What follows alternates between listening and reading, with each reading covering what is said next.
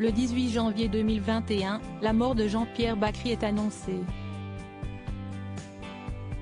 L'acteur, scénariste et dialoguiste de génie a succombé au cancer à l'âge de 69 ans. 2 ans plus tard, l'émotion est toujours vive au souvenir de cet artiste populaire dont on louait la droiture. Aussi bougon qu'il était aimé, intransigeant avec lui-même comme avec les autres, l'homme entier qu'il était s'est forgé une carrière intimement liée au nom d'une autre, Agnès Jaoui. Depuis leur rencontre au théâtre à la fin des années 1980, ils ont noué une relation particulière, marquée par l'amour, la collaboration artistique et aussi leur rupture. Une séparation sentimentale qui n'a pas mis fin à leur complicité. Complicité infinie à partir de 1987, Jean-Pierre Bacry devient inséparable d'Agnès Jaoui, au point que même la famille de cette dernière a eu de mal à se faire à cette histoire fusionnelle. Ensemble, ils ont su mettre des mots et des images sur les relations humaines comme personnes, à l'image de cuisine et dépendance, un air de famille, le goût des autres et comme une image. Cependant, malgré leur fructueuse collaboration, leur couple a pris fin en 2012. 5 ans après leur rupture, Jean-Pierre Bacry parlait avec une grande tendresse de sa relation avec son ex, au point de faire douter de la réalité de leur séparation. Ainsi, dans Gala, il déclarait « Agnès, si est-il la grande histoire de ma vie et je pense que si est-il réciproque. On s'est aimé.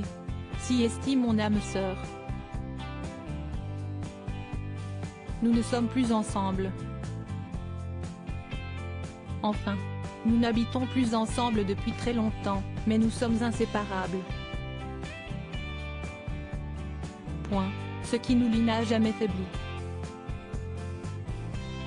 Un état d'esprit totalement partagé par Agnès Jaoui dans Cosette en 2014, on s'aimait toujours, mais autrement. Derrière le duo fusionnel, la discrète Alexandra Agnès Jaoui a tenu jusqu'au bout une place à part dans la vie de Jean-Pierre Bacry. Chacun dans leur entretien réalisé par Le Monde, ils admettaient sans mal qu'ils ne seraient pas là où ils sont sans l'autre. Lorsque sa mort a été annoncée, le héros de Didier était toutefois en couple avec une autre, prénommée Alexandra.